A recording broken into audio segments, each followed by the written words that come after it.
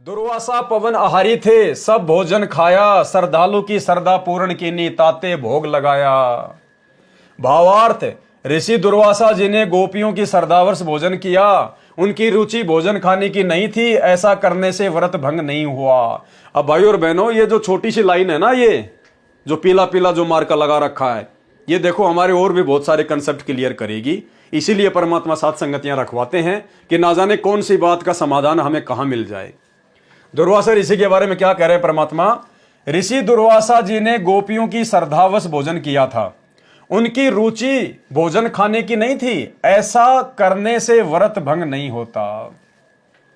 वर्तमान में आप सबको पता है और साथ संगति से जुड़कर तो बहुत अच्छी तरीके से पता हो गया होगा कि जब तक हम स्त्री भोग से दूर नहीं हटेंगे, यानी सेक्स भोग विलास से दूरी नहीं बनाएंगे, तब तक भाई और बहनों हमारी भक्ति आगे बढ़ ही नहीं सकती। ये सबसे बड़ा विकार है इस भक्ति मार्ग में।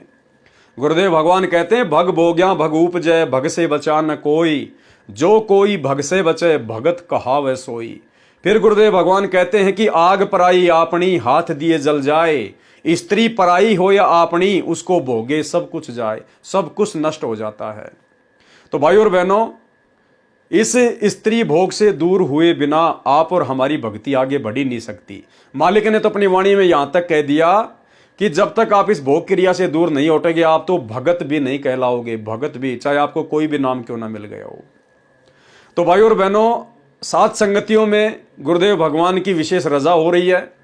हजारों की संख्या में भाई बहन अपने आत्म कल्याणार्थ हेतु स्त्री भोग से दूरी बना चुके हैं और निष्कलंक होकर, हर प्रकार के गुणों से दूर होकर, भोग विलास की इस गंदी क्रिया से दूर होकर अपने भगवान को अपने हृदय में विराजमान करके भक्ति करने में लगे हुए हैं। अब भाई और बहनों, हमारी बहुत सारी माता बहनें ऐसी हैं जो परिवार में अकेली उपदेशी हैं, परंतु उनके जो पति हैं वो अभी भोग विलास से दूर नहीं हैं और उनको अच्छा भी नहीं लगता और हर प्रकार से वो उन माता बहनों को दुखी करते हैं, लड़ाई झगड़ा करते हैं यदि माता बहनें संघर्ष करती हैं तो भाई और बहनों, परमेश्वर ने इस शंका का समाधान भी यहाँ किया हुआ है। वैसे तो दास आप भाई बहनों को पहले ही बताता आ रहा है कि ऐसी विशेष परिस्थितियों में हम क्या कर सकते हैं, लेकिन परमेश्वर ने हमें यहाँ पर एक समाधान दे दिया है कि ऋषि दुर्वासा ने गोपियों की श्रद्धावश भोजन किया, उनकी रुचि खाने की नहीं थी लेकिन फिर भी खाया, ऐसा करने से व्रत भंग नहीं होता। तो माता बहनों की साथ संगति से जुड़ने के बाद में भोग विलास करने की रुचि नहीं रहती है, इच्छा नहीं होती है, क्योंकि उनको पता चल गया है कि जब तक ये गंदा कर्म करते रहेंगे परमात्मा कभी भी हमारे निकट नहीं आएंगे, हमारी भक्ति सफल नहीं हो पाएगी। तो वो दूर होने का प्रयास करती है, लेकिन अपने पति के दबाव में कि भाई घर में झगड़ा ना हो, कोई किसी प्रकार का जो है कोई वो कलेश ना हो, शांति से भक्ति हो जाए।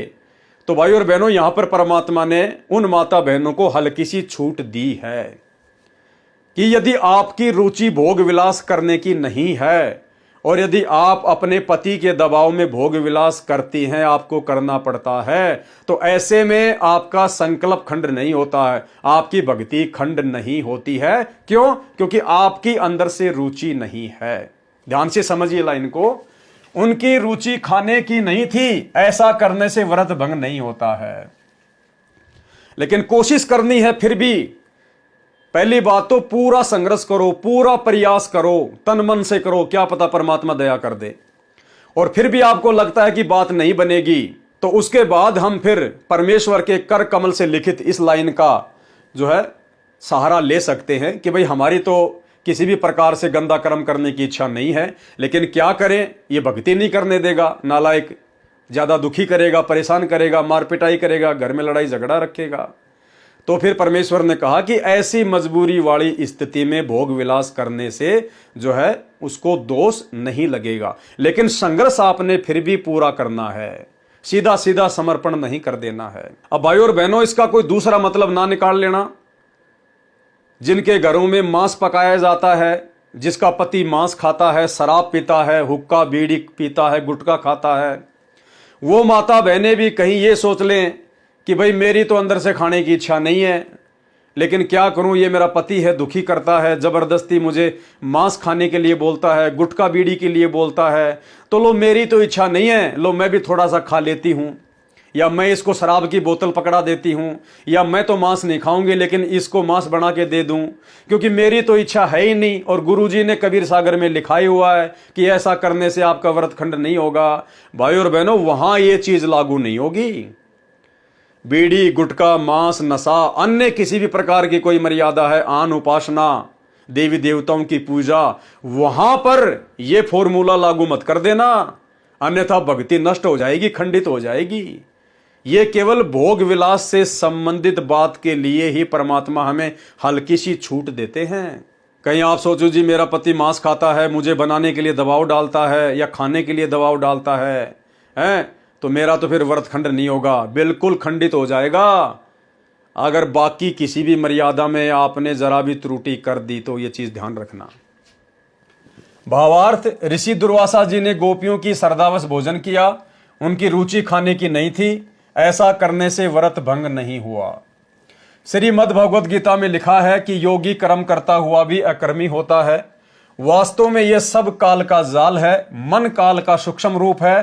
काल ने प्रत्येक प्राणी को धोखे में रखकर अपना स्वार्थ सिद्ध करने के लिए 100 छल कपट किए हैं। अब क्या कह रहे हैं परमात्मा, श्री कृष्ण में प्रवेश करके अनेकों रूप बनाकर काल ब्रह्म स्वयं भोग विलास करता था और भार यानी पाप श्री कृष्ण जी के सिर पर रख देता था। जब श्री कृष्ण जी का रूप बनाकर वो काल ऐसा गंदा और घटिया कर्म उन गोपियों के साथ में कर सकता है, तो भाई एक भगत की श्रद्धा को बनाए रखने के लिए, उसके भाव को बनाए रखने के लिए, क्या ये सर्व ब्रह्मांडों का परमपिता परमात्मा कबीर देव सतगुरु रामपाल जी क्या दुर्वासा ऋषि का रूप बनाकर उन गोपियों का भोजन स्वीकार नहीं कर सकता? श्री कृष्ण में प्रवेश करके अनेकों रूप बनाकर काल ब्रह्म स्वयं भोग विलास करता था, भार श्री कृष्ण जी के सिर पर रख देता था। महिमा श्री कृष्ण जी की श्री राम जी तथा अन्य अपने द्वारा भेजे अवतारों की बनाता है, कार्य स्वयं करता है। सब प्राणी अवतारों को समर्थ मानकर उनके फैन अर्थात प्रशंसक होकर उनकी पूजा करके काल जाल में रह जाते हैं।